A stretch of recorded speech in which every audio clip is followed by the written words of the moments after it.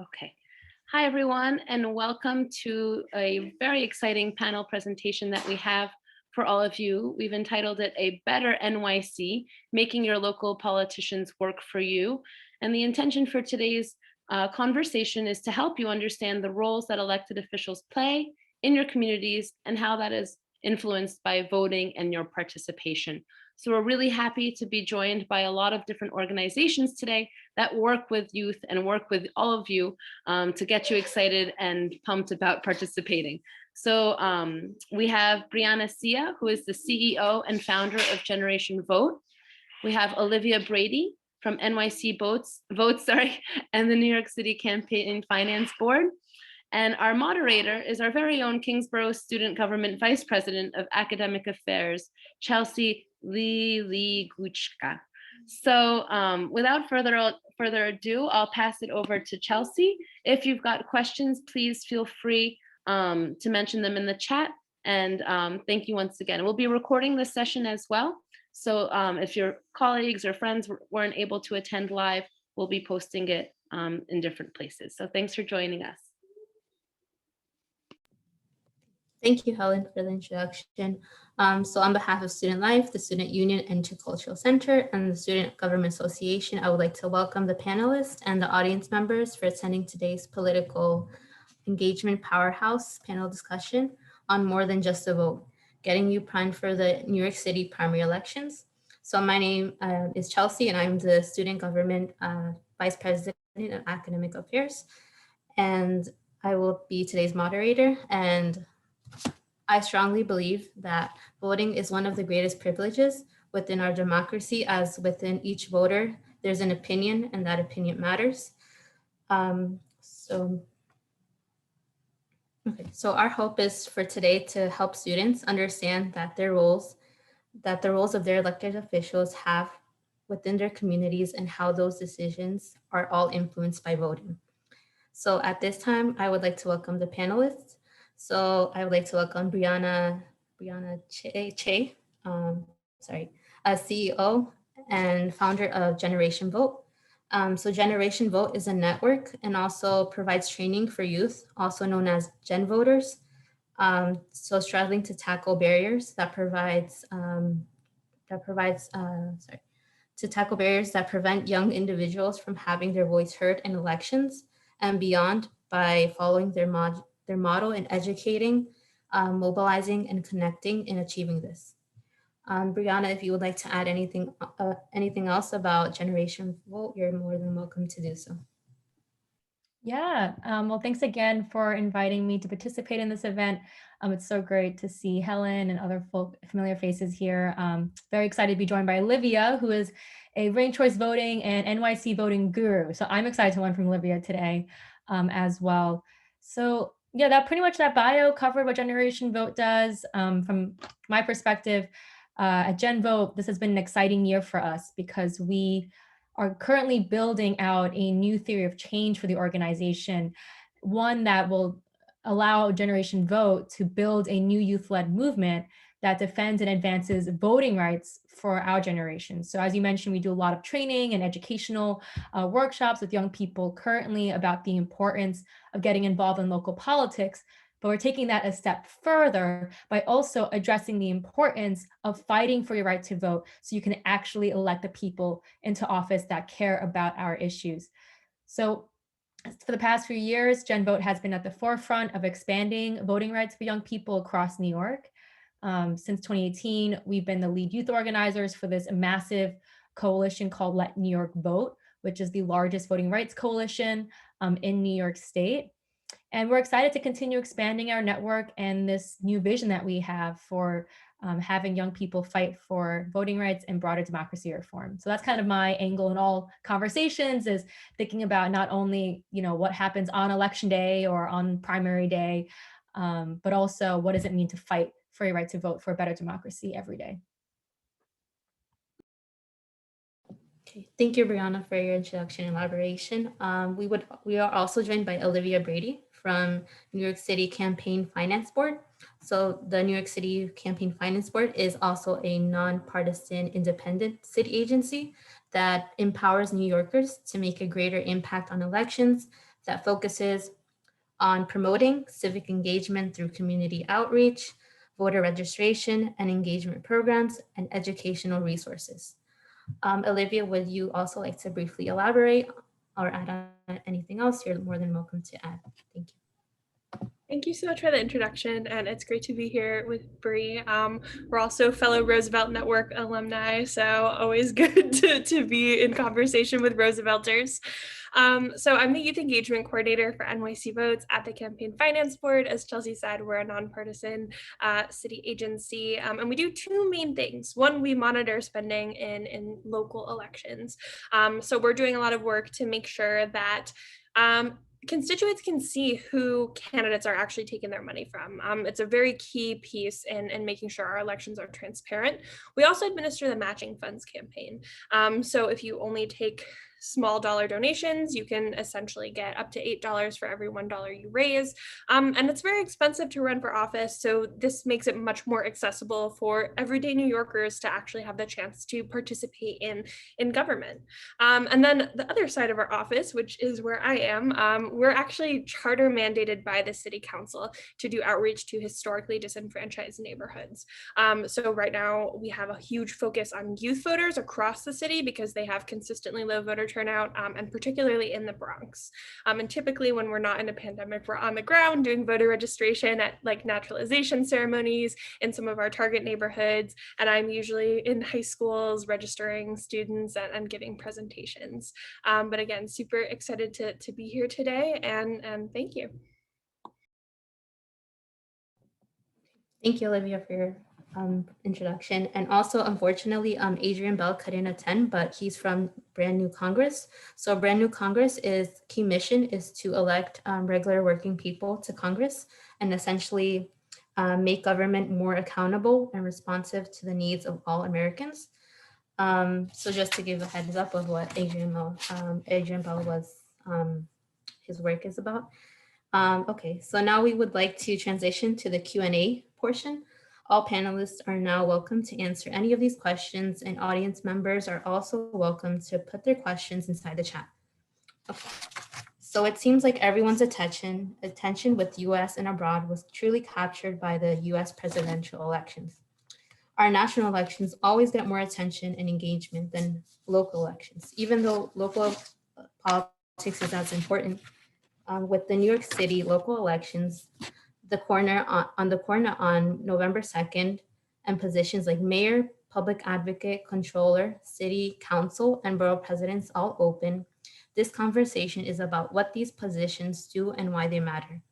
So our first question that is open to all panelists, and which is a two-part question, is what do city council members and borough presidents do? And how are these local positions similar and or different to senators and Congress members?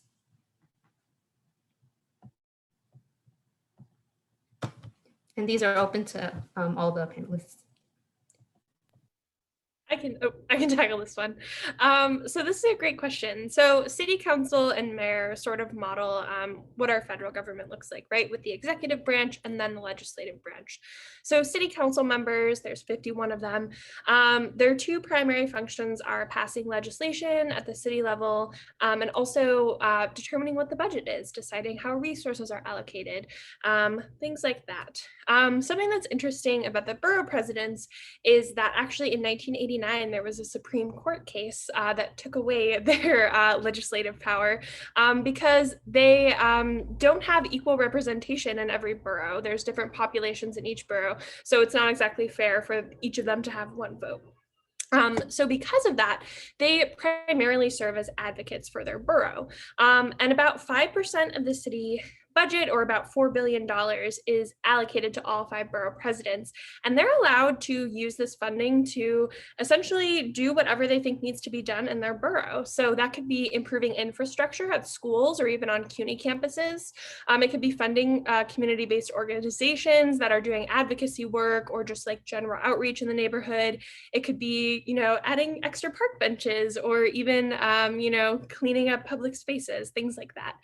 So borough presidents since there's all five are up for office this year, and all 51 city council seats are up for office, it's definitely important to stay up to date on those races. They're very competitive this year, and especially with ranked choice voting, it'll be very exciting to see what happens.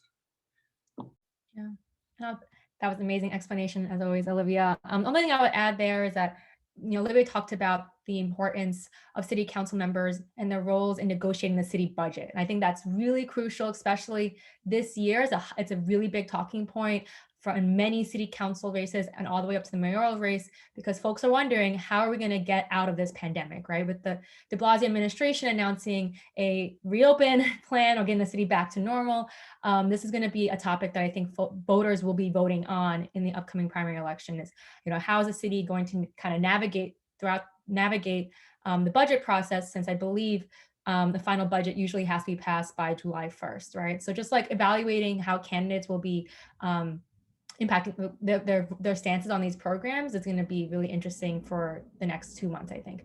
And already conversations I've been hearing and I've been watching have been super fascinating on this front and illuminating as to what candidates' values are in the progressive space. And I think the only other function that I would add about city council members is their oversight role. So there are 38 city council committees that essentially oversee the different agencies and programs throughout the city. And in 2018, a pretty recent initiative was a new oversight investigations committee that was created by city council. And so, by having folks that are on these committees, having robust oversight, it allows us to hold our agencies and our elected officials accountable in how they spend money in these programs and how they're actually implementing the programs that we elect them on. So I would say an agency oversight is pretty big as well. Okay, great, thank you. So our second question is, seems like local politicians from borough presidents to mayor have a say in the NYC's $85 million budget. How do local politicians at different levels spend money to support New Yorkers? Another great question. We have the largest municipal budget in the country, even in pandemic times. And something that I always want to remind the youth that I speak with is that it's a lie when they tell us there's not enough money, right? We have enough money to make sure that all New Yorkers have what they need. And so it's really a matter of, again, making sure that our elected officials are accountable to we the people and not corporations or real estate lobbyists, for example. And I think that's where the campaign finance board's role comes into, extra importance, right? Just making sure that it's easy to see where your candidates are taking money from, et cetera. But I mean, this money goes towards literally everything you could think of. I mean, if you step out your door and walk around the block, bike lanes, bus stops, street lights, that's a huge issue, especially for a lot of the young women I work with. Literally like anything you could think of, schools, a lot of the infrastructure improvements that have been made to schools in terms of like air circulation. Really like our local budget impacts our day-to-day lives in such a big way, even in ways that we may not essentially realize. So again, it's just incredibly important to be aware of who your city council people are and who your borough presidents are. These are people that you can directly go and speak to at their offices. You can talk with their staff. You can work at their offices as a city employee. So there's a lot of ways for young people to get plugged into the budget making process. We also have a little bit of participatory budgeting as well, which is another great way for young people to get plugged in. But I'll pass it over to Bree. No, I think you covered everything, Olivia, on that front. Yeah, that was great. Great, thank you.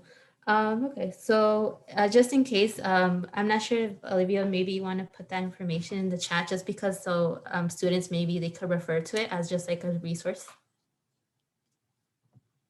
Definitely, I will share the follow the money tool in the chat. Okay. So our third question is, can panelists give examples of how local politicians can impact widespread social issues such as poverty, healthcare, policing, and other social issues? Yeah, so I think the first thing that comes to mind, just because some of y'all may have been involved in the wave of activism around the movement for Black Lives last summer, I think that's just in firsthand experience. Many of us, um, saw the impact that everyday people can have on the policies and the priorities that our elected officials bring to city hall, right, and Albany. So as y'all know, after the murder of George Floyd last year, and also countless others throughout 2020 and throughout America's history, a lot of us took to the streets, right? A lot of us took to the streets. I remember going to Barclays Center, and I live right by Grand Army, and meeting with young folks who came out to protest and were learning for the first time how to register to vote in 2020, learning, why it's important to not only show up to those protests, but to also contact their city council members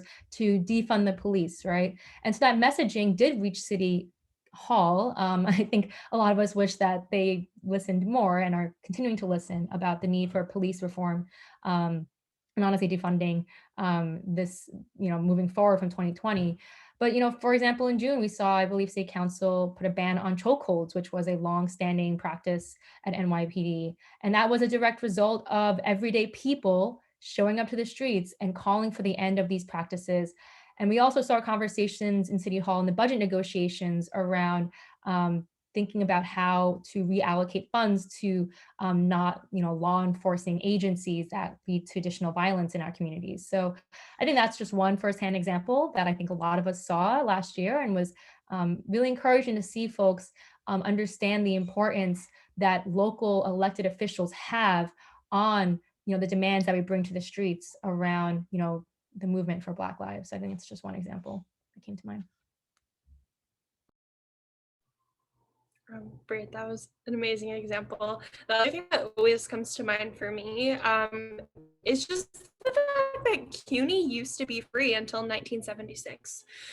So this is definitely an example of a budget priority, right? That's decided on directly at the city council level. Stacy mentioned in the chat, right? The city provides operating funds for community colleges.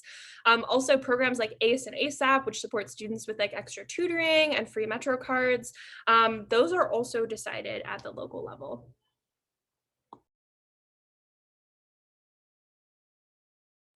Okay, great. Thank you. So another question that kind of builds on that question is a lot of people may engage in activism, but not vote if they're eligible. What responsibilities of local politicians should be of interest to advocates?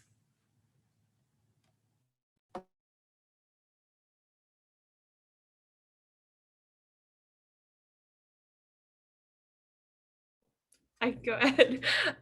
So I think one of the biggest things for young people is that kind of this messaging that you should vote because it's your civic duty is not really resonating with, I know, people my age and a little bit younger than me as well. So it's really important, and what I try to incorporate into our curriculum is an issues-based approach to government, right? And also understanding civic engagement as a holistic process. It's not just voting. It's also protesting, as Bree was talking about. It's working on campaigns and being involved in your city council's office. It's, participating in your community through mutual aid and things like that. We have to use all of these tools together. We're fighting, right, a big fight, and we have to be able to use all of the tools at our disposal. So I think kind of explaining this to young voters, especially high schoolers, from this angle is really helpful for getting them to kind of understand the importance of voting. Another thing, for our youth programming, we're piloting a series of local history lessons starting this summer. And one of the lessons, I look at Robert Moses and his legacy and impact. Robert Moses built highways through the Bronx, across the city, and the decisions he made have had just incredible, tremendous impacts, especially for communities of color, particularly in the Bronx. I'm thinking about the fact that there's an area in the Bronx that has the highest rate of asthma in the country because of highways that Robert Moses built. This was a person who was working at the local level to make these decisions. And so being able to kind of tie those kind of like concrete historical events and also just these concrete powers and responsibilities like the budget and the way that, the resources you have access to in your day-to-day life are decided by city council members, by borough presidents, by the mayor. It's definitely just something that young people need to be aware about. And it's important to have these conversations about voting, particularly from this kind of issues-based perspective. Yeah, no, for sure. And I'm happy you brought up the issue-based perspective, or at least organizing around issues as one of the major ways to get young people to the polls, because studies have shown, or at least polls have shown, that is why young people show up, right? We show up usually not because we are voting for a particular candidate, but we're showing up because of what that candidate is voting for, right? Or what they stand for. And that's why I'm so excited for ranked choice voting coming to New York. It's because, as young voters are becoming increasingly less partisan, and by having a system that allows us to not just bank all of our votes on a spoiled system, right, where it's just like, if the one can I vote for doesn't get it, then I feel like my vote is lost. This ranked choice voting system really does respond to this increasing need to have our elected officials be accountable to young folks, both based on the issues, right, and to build a broader progressive movement, at least in New York State. I think when I hear young folks aren't turning out to vote, my response in New York City and New York State is that we need y'all at the polls, because New York has one of the lowest youth voter turnouts in the country, historically. This has been my talking point for the past few years now in trying to get student-friendly and youth voting rights legislation passed in Albany, because it's, the fact that New Jersey in 2020 had the highest youth turnout rate in the country, 67% was their youth turnout rate. And yet New York, just across the water, was only 45% in 2020. That shows we have a lot of work to do. And the next thing I tell folks is, one, go out and vote so we can increase that youth voter turnout rate, right? But two, also understanding why is it that New York has one of the lowest youth voter turnout rates. It's because New York has historically had one of the worst election systems in the country up until 2019, which was just 2 years ago. We just got early voting, and for all of us, maybe on this call, last year was our first time voting early for a major election, right? And so New York State has a lot of work to do to modernize its election systems, as well as creating a democracy that is friendly for students and friendly for young people. So that includes things like what Olivia is working on with robust civic education, right? So, passing legislation and funding our schools to have an equitable civic education curriculum in all New York City schools, no matter where you live, right? No matter what your zip code is. This also includes things like potentially mandating poll sites on campuses, so students throughout the city and throughout New York State have accessible polling places that they can vote at in between classes, right, or in between jobs. And this may also include looking at reforms that will expand the franchise, such as getting the governor to finally sign rights restoration and to maybe lower the voting age to 16. And so I just threw out a bunch of potential reforms to y'all to really expand what we think is possible for not only why are young people not voting and why we should vote, but what does it mean to really have a system that makes us feel like our voices actually matter on the local level and on the federal level too. Okay, thank you. Okay, so Helen asked a question. It's how do you envision advancing towards modernization of the electoral system if it becomes such a partisan issue? I can take that first, Olivia, if you want. Yeah, that's an excellent question. And this question is actually one of the reasons why at Gen Vote and our allies and other coalitions have found it so hard to talk about voting rights on college campuses, because college administrations and faculty are nervous to talk about rights as an advocacy issue because it has become such a partisan topic in the news.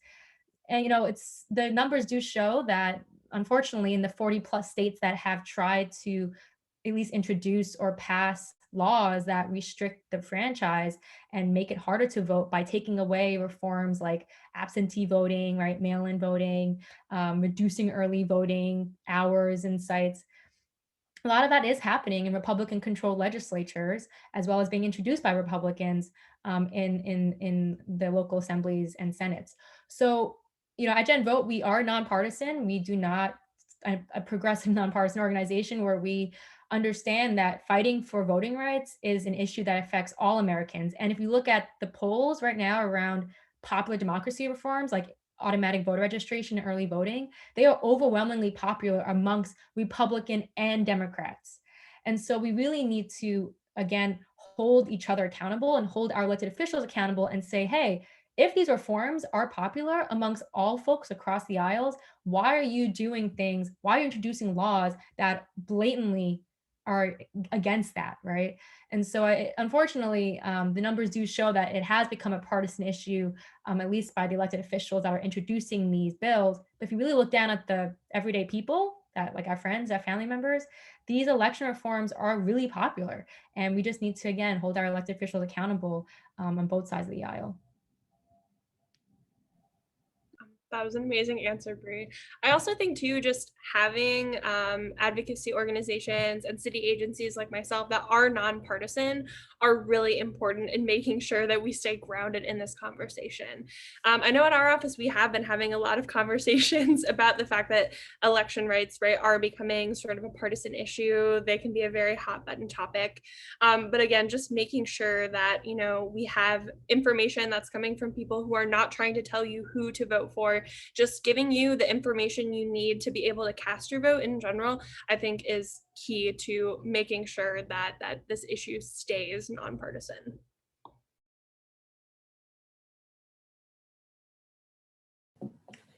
Thank you.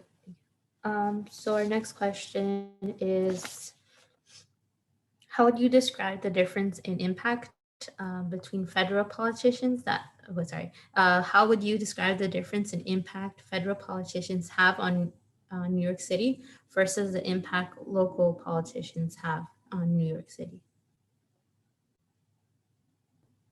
I think one of the key issues here is just the fact that at the federal level, you can't just like go and talk to Joe Biden. You can't just show up at the White House, right, and have a conversation with staff. It doesn't work like that. But at the local level, you can go directly to your city council person's office. You can go right up to City Hall. You can attend forums and talk directly to your borough presidents, to your district attorneys, to all of these people who are in charge. And just the fact that you as a regular person can show your face to these elected officials, you know, like that makes a huge difference in just sort of the policies and issues that they're advocating for and prioritizing. I think also too, like we feel local politics in a completely different way than we feel politics at the federal level. I always go back to just the example of like sidewalks and streetlights. That's not something that's decided by Congress or Senate. That's something that's happening at the city council, right? Sometimes by your community boards, you know, by your borough presidents, right? They're deciding, do you have garbage pickup in your neighborhood that day?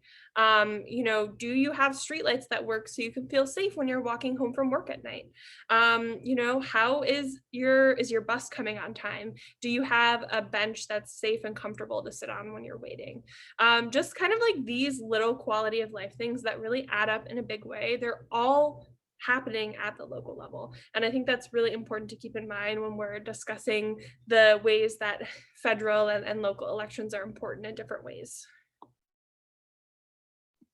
Yeah, I think Olivia covered it exactly. And I think the one thing I always find fascinating, especially in New York State, I mean, and this is the case in other in other more blue states as well, is looking at not only understanding the actual day-to-day relationship and what makes you know, your relationship different between your city council member and your Congress member versus your senator, right? I think that's also really important. But in terms of as a political wonk, also looking at how the federal agendas influence the conversations happening on the state and local level, right? And so again, kind of turning to COVID-19 relief, when there were all these debates happening on the Hill in Washington around what an actual COVID-19 relief package would look like underneath the new administration, seeing how that was influencing conversations in Albany about state relief, state, you know, COVID-19 relief, and how our elected officials were either mimicking or using the same language as our Congress representatives, right, or as our federal representatives. And so also I think looking at not only how the day-to-day functions, differentiate and matter, but also seeing how they influence each other. And I would actually argue that I think you can get more done on the state level, right, and on the local, on the city level than on the Hill right now. So kind of, I view Washington right now more as like a signaling place where we're seeing a lot of the progressive agenda being like thrown out there, and maybe it'll get passed or maybe not based on the divided Senate. But seeing how New Yorkers take those ideas and bring it down to the state and local level is really fascinating.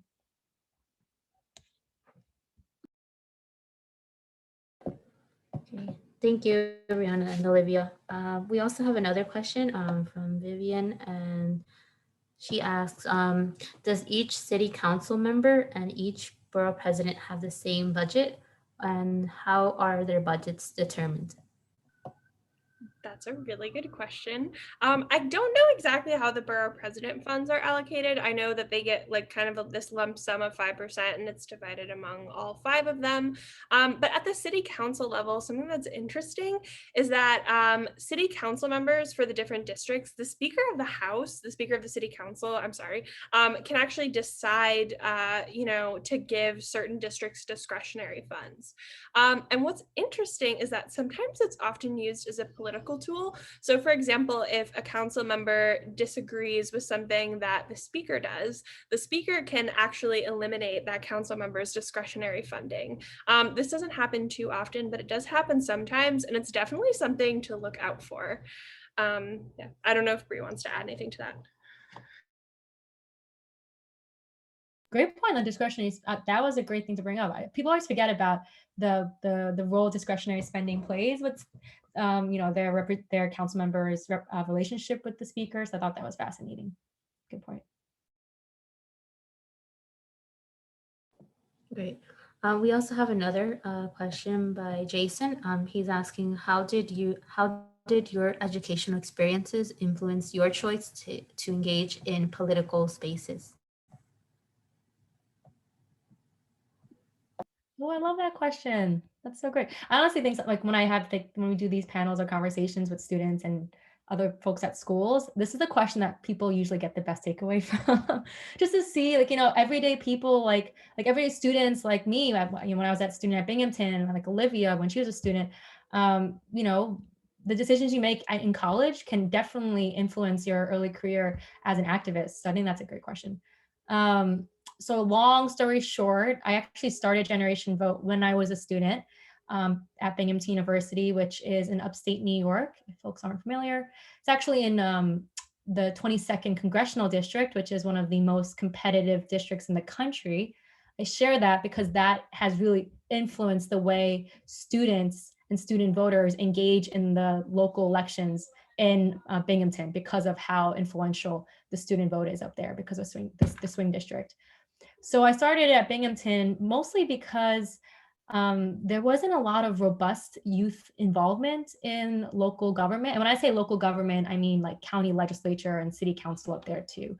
And there was a candidate that was running for county executive at the time, and he's still the county executive now up at Broome County. And he was looking for young people to really transform the way students at Binghamton and across the county got involved in local politics. So he came to me, and I was a freshman at the time, and he was like, "You seem energetic. Why don't you help me figure this out?" And as a result of that, I created this training program, which is now the Gen Vote curriculum, for getting young folks aware and educated about the local issues happening in your community through student opinion research projects, by training young people in how to write their own policy platforms that campaigns can actually run on and communicate with. And so through this curriculum, we built out a student program with this campaign, and we helped increase the youth turnout rate in 2016 by over 300% and broke voter records throughout the county for a local race. And so when we did all of that, folks wanted us to spread the word and spread the model across New York State. And this was right when Trump won. And so we were like, we got to do everything we can, right? Even if we're just students. And so we started spreading the Gen Vote model throughout New York State and in different schools. And then while we were doing that, I had all these students calling me saying, I want to do your training program and, vote and work on these campaigns. But New York has really bad voting laws. Like, I can't figure this stuff out. And that's when we realized, oh, shoot, maybe if we want to work on local politics, we got to work on voting rights. And that's how Generation Vote has become the org that it is today. And after I graduated Binghamton, my daytime job, I work at the Brennan Center for Justice, which is another progressive think tank on working on democracy reform. So my time in Binghamton made me work on democracy 24/7. So really grateful for it. That's such an awesome story. So for me, I moved to New York City to go to NYU. And the entire time I was working, or I was at school, my freshman year, I did a program called America Reads. And so it's a federal work study program, and they basically just pay students who qualify for federal work study to be like assistants in public school classrooms. And my experience in a classroom on the Lower East Side informs everything that I do. I worked with second graders, and I'd always been very passionate and interested in politics, especially local politics. But the classroom, like if you've ever worked in a New York City public school or been a student, right, you know that like that is kind of the point where like all of these local politics actually manifest, and where people are fully affected by these budgets and decisions that are being made. So while I was like working in schools, I also ran an elementary school student council. That's how I got started with NYC Votes my junior year. It was so fun. It's like the most rewarding thing I've ever done. But while I'm working in schools, I'm also taking political science classes. But more importantly, I double majored in politics and gender and sexuality studies. And really in my gender studies classes, we learned a lot about power and how power works. And so it really just informed the way that I understand local government, and particularly just thinking about how resources are allocated and what people have access to.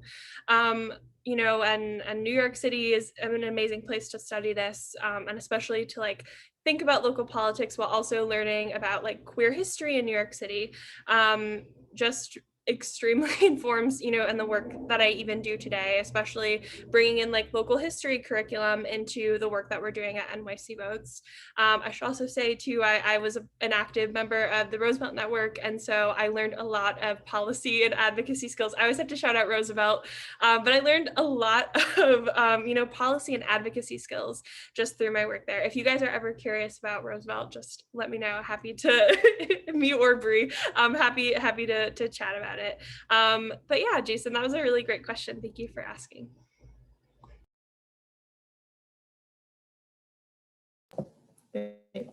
Another question that was also asked by Helen is, what do you do to stay focused and hopeful?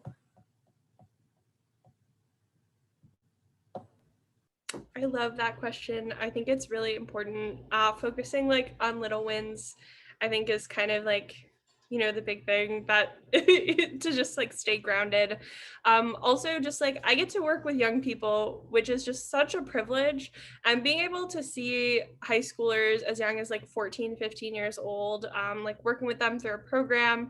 Right now we have the We Power NYC Ambassador program. It's paid this year. I'm so fortunate to be able to run that program, but just seeing the way that young people develop and come into themselves, learn public speaking skills, find their confidence, like that is just so rewarding. And it really does make me feel very hopeful for the future that these are the young leaders that we're sending off into the city. Yeah, I also love that question too. I'm thinking a lot about that. I do a lot of advocacy also in the Asian American space. And this is a question that has been on our minds every single day as we think about ways to support ourselves and our community. And I think as an activist, it's always important to remember that you can only do the work if you feel present and grounded and safe in these spaces, right? And so I definitely recommend that. For me, I make sure that I take time for self-care and have like these little things that I do in order to make sure that I'm not overwhelmed by the work, whether it be with Gen Vote or with Brennan. So I do things like I meditate, I train Muay Thai. So I always want to like plug for y'all. I know it's always fun to think about the activist work and the advocacy work, but burnout is real. And I've felt it multiple times throughout the 2020 election cycle, right? And even in the past few months as an Asian American woman, fighting these spaces. And so, focus on yourselves, always happy to like talk about, self-care tips and like philosophies of like really thinking through ways for protecting ourselves in these conversations and moments. So I think that's one thing I always want to remind people of as well. Thank you. That was very supportive advice for our students too. So another question that Francis has is, does NYP or IG Premier Prig still exist? If so, how do you collaborate with this organization? Yeah, I just shared in the chat that NYC Votes and CUNY Votes. Hi, Stacy. We collaborate with NYPIRG a lot. NYPIRG is New York Public Interest Group, and they do a lot of, again, issues-based advocacy at the state level. We typically do like a lot of voter registration with them on CUNY campuses. Like in the fall, they'll register like every freshman to vote. Again, it looks a little bit different right now due to COVID. And also, I would also just like to plug the fact that New York State does not have online voter registration unless you have a driver's license or a state ID. And Bree was talking about a lot of the reforms. This is one in particular that disproportionately impacts young voters. But if anyone is, sidebar, but if anyone's curious about getting connected with NYPIRG, let me know and I can connect you with their offices. We love NYPIRG. Go NYPIRG. Thank you, Olivia. So now we have another question by Helen. What's one action item students can do right now?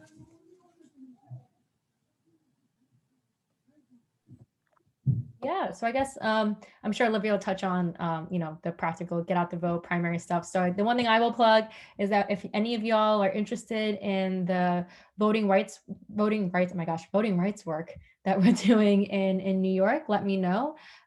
Jen Vote is the co-chair of the Let New York Vote Youth Working Group. We hold monthly calls that are open to anyone that's part of the coalition. So you can email me directly. I'll put my email in the chat. We have an upcoming meeting in May to talk about our advocacy efforts around the election committees this month as we think through ways to push some of our coalition priorities before the legislative session ends in Albany. So this is, again, more like state level advocacy work, but we do have a lot of organizations across the city that call in and also gives y'all a chance to plug the work that you are doing and think of different, we've also done a lot of virtual events and workshops with organizations in the city for students and of young folks on different topics. So if this sounds interested, of interest to any of y'all, you can just email me directly and we can get you plugged in. Helen, I know you asked for one action item. I'm going to give you several. You can take a youth training with us. So I'll put all the links to the chat, but you can take a youth training with us. They're typically on Tuesday evenings from 6 to 7. And so we talk about like voter turnout data, what that means, how we can kind of push back against the traditional narrative that young people don't vote. You can also get trained in like how to facilitate a ranked choice voting training session and how to do voter registration in your community. Another thing you can do is share our ranked choice voting video with some voters in your life. It's translated into 5 languages. I will share the link with you in the chat to share it out. And then the last thing, just help someone get registered to vote. Make sure, reach out to your friends, see if they need help updating their voter registration form. I will send anyone who's over 18, we have a Turbo Vote link that you can use. And even if you don't have a driver's license or state ID, they will mail you a paper form. All you have to do is sign it and put it in the mail. No postage required. So I will share all of those action items with you, but those are just some simple things that you can do to support your community and just make sure, people know what's happening, because this local election, the primary in particular, is incredibly important.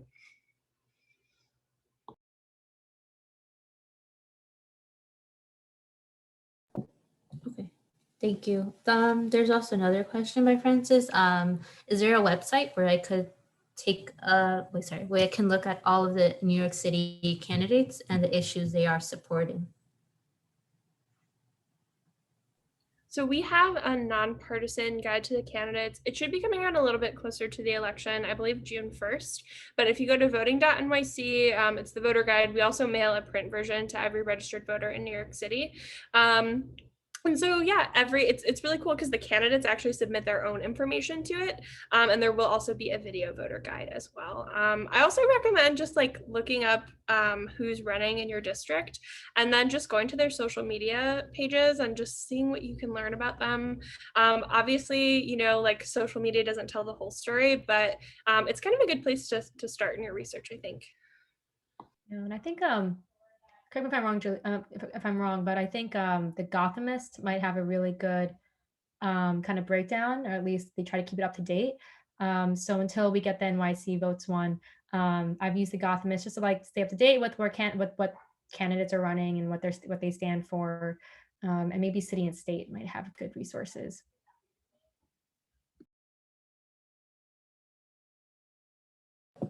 Thank you for your advice. So another question that we have is, how would you respond to people who think they can't make a difference or that things won't change with voting, whether they vote or not? Well, I think the answer is like you can either do nothing or you can try to do something.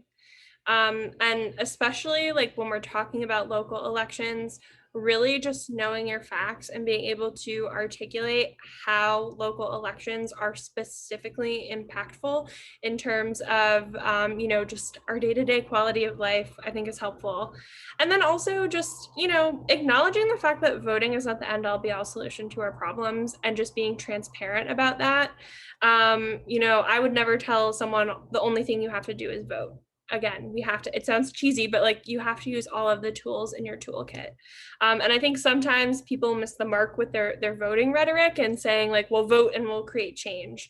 It's like, you can't just vote, you will have to vote and then also take other steps like working on campaigns, you know, being in conversation with your elected officials, putting pressure on them, writing and calling their offices, building like outside networks in your community to make sure folks are supported. Yeah, totally agree with what Olivia said. And I think, you know, and I think that's a great question because I would argue that even in New York and across the country, the system is built to perpetuate that thinking. The system is built so that we think that our vote doesn't matter or that even if we do vote, things won't change. Because, you know, if it really comes down to looking at our history, which Olivia has reminded us before, these institutions, whether it be from the Electoral College on the national level to even looking at how, you know, redistricting has worked in our state historically, literally our communities, the way they were drawn and the way these institutions have been built were not meant for people that look like us, right? And voter suppression, whether it be intentional or not, whether it be soft voter suppression like New York State has, or, you know, very clear explicit voter suppression in areas across the country and in the South, you know, those efforts are meant to ensure that we continue that thinking. So I would say, you know, your skepticism is warranted, honestly, because of all the things that I mentioned historically, but that doesn't mean that we should give up in the face of that and that we should do everything we can, like Olivia said, to get out there and try to change the systems, whether it be at the voting booth or even beyond, right? Working in our local communities, right? Getting involved in participatory budgeting and thinking through other ways to be an engaged participant in our community is really important. Because ultimately, if we don't do that, all the things that we care about, the priorities that our generation has for the future, whether it be, you know, having, you know, actually addressing the climate crisis in New York City, right? Or having robust infrastructure that makes sure that folks aren't, you know, dealing with food and home insecurity in the city. If we don't actually vote and work on these campaigns and get involved, those things won't change. And it starts with us, and it starts with people that look like us in office. So that's kind of my usual answer to that. Okay, great, thank you. So for our next question, could each panelist express why local elections are important to them? Why are they important to you personally? Yeah, the way I keep repeating the same point, but it's just so important. Everything about our day-to-day lives is being decided by this local budget that we have. You know, what our schools look like, what kinds of resources people have access to. I mean, things like free COVID testing, that's like a local and state issue. And so, you know, just like for that reason and that reason alone, and particularly schools, I see myself as like an educator before anything else. So just really like the way that young people are impacted by the system through the public school system, I think is the reason to me why local elections are so important. Yeah, no, I definitely think, if anything, as someone who has, who's probably more so of a democracy / policy nerd compared to most of my friends, I think if anything, the pandemic, like Olivia mentioned, really hit home for me how important it is for people to be fighting every single day before these big national global crises happen that throw our loved ones and our friends into situations that we never thought were imaginable. And I think it's that really, for me, the pandemic and the uprisings last summer really emphasized the need for continuing the work that we do, whether it be registering and getting folks educated on how to get involved in the process, to also understanding other important things like why the census matters and why redistricting matters this year. And actually, just the other day, I did a little canvassing tour of Brooklyn to travel to all of the neighborhoods in the borough that have seen an increase in the Asian American population throughout the past 10 years in the city, and just talking to like everyday folks about how important it is to receive, the funding from either the city or the state or the federal government to support the local businesses in the face of like xenophobia and increased hate crimes across the city against Asians, to talking to folks about, the importance for the elders and the seniors in our community. That really hit home for me over the weekend, just like doing that work, and just reminding me again the importance of getting involved, not only in local elections, but just in all sorts of different ways of getting involved in local politics.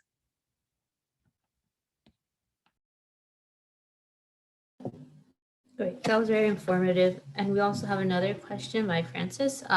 When is the primary election and why is it important for everyone to participate?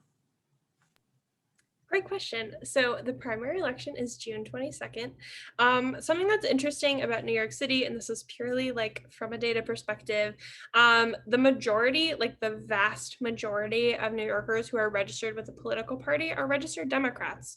So in many cases, there are just so many Democrats in one particular neighborhood or certain parts of the city that it's unlikely that a member of another party would win.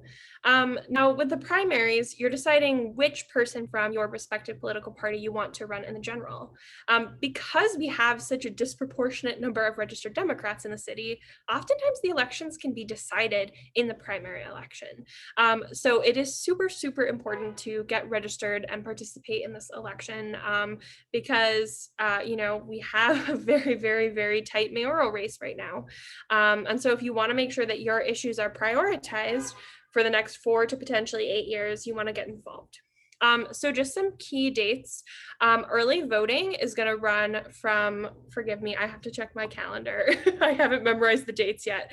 Early voting is going to run for the 9 days before June 22nd. So June 12th to the 20th.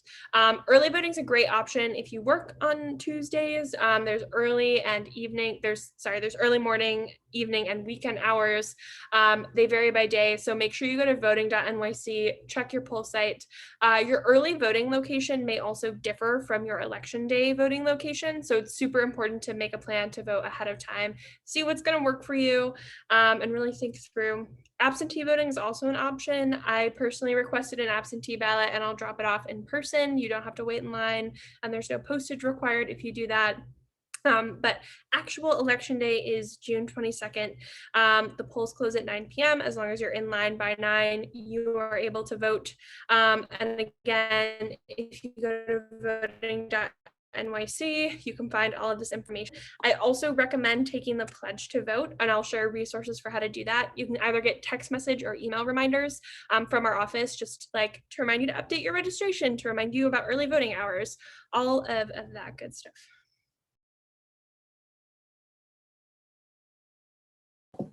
And also, Olivia, there's also, I believe, ranked choice voting, right? That's up to this primary elections. Yes, so we are using ranked choice voting for 5 offices: mayor, comptroller, borough president, public advocate, and city council members. We're only using it in primary elections and special elections for local offices. This is the first time we'll ever be using it for a mayoral election, which is very exciting. With ranked choice voting, you can rank up to 5 candidates in order of preference. So make sure you think about who you want to vote for, because there's going to be way more than 5 candidates running for mayor. For example, you don't have to rank a total of 5. You could rank 1, 2, 3, or 4. It's just up to 5. And whoever ranking additional candidates does not hurt your first choice. They only get counted if your first choice gets eliminated. I shared a link earlier to our RCV resources page. We have a really great explainer video. It's short, it's translated in 5 languages, that really explains RCV. And it's a great resource to share with your friends and family members.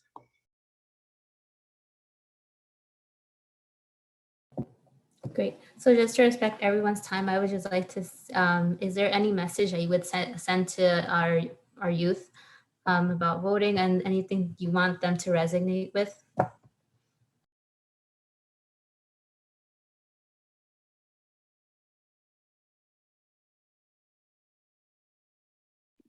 No, I think we covered, I covered a lot of it earlier, and I guess again, just really emphasizing, not only voting, and I dropped even while Olivia was talking, some of the important deadlines that y'all can take a look at, and happy to, answer questions moving forward. So get out the vote.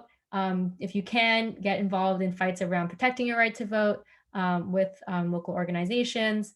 Happy to help with that. And also, if you are interested, there's other ways of getting involved in the primary elections moving forward, consider working as a poll worker, right? Or as an election day worker, and get involved with groups like ours, pretty much. Yeah, just get registered, check your registration, become the friend that everyone goes to with their voting questions. That's a great way to support your community. And just, I cannot stress the importance of these local elections enough, especially this year. And so if anyone has questions about their voter registration or any city government related things, please feel free to reach out to me. I will drop my email in the chat. And thank you all for having us today. And Bree, it was great seeing you and chatting with you today. Yes, ditto. I would greatly like to thank our panelists for taking the time off your schedules to express the importance of voting and your knowledge with us as well. And we would also like to thank our audience members for joining in today and for this powerhouse panel discussion. And we hope that you all left with this event about the importance about voter awareness, and you also spread the word and maybe also join these programs as well. So lastly, just as Olivia and Brianna had mentioned, the New York City's voter registration deadline is May 29th, and the primaries are June 22nd, and the local elections are November 2nd. Thank you. Thank you, Chelsea. Thank you, Olivia. Thank you, Brianna. Thanks to everyone for joining us. I'd like to thank my colleague Vivian. She and I put together this panel, and there's 2 more goodies that we've got for all of you. My colleague Francis will be putting in a survey link. So we'd love to hear from you how you found this event. What would you like to see differently? Maybe what was your biggest takeaway? And what's one action item you're going to take as a result of today's presentation? Also, in the spirit of political participation and everything, we also have the opportunity to share for you to view the film Councilwoman. And this is a documentary film, and it follows the story of Carmen Castillo, who is an immigrant Dominican housekeeper in Providence Hotel and who wins a seat in city council, taking her advocacy for low-income workers from the margins to city politics. So it's a really inspiring film to just say, listen, politics isn't just reserved for who you think look a certain way. You can participate in the political system, regardless of your color, regardless of your gender, regardless of your age, regardless of your education, of your background. this system is up for you. So if there's something that concerns you, you have a place. You have a place in politics. If politics isn't the place for you, there's place for you in organizations and community-based work and advocacy. So if there's a concern, there's a solution that you can help to craft. And this is my little guy, Leo. So you have access to that film until June 10th, and then you'll be able to watch that film. So thanks again to everyone who was able to join us today. Yes, a future voter for sure. Francis just dropped the link for the survey.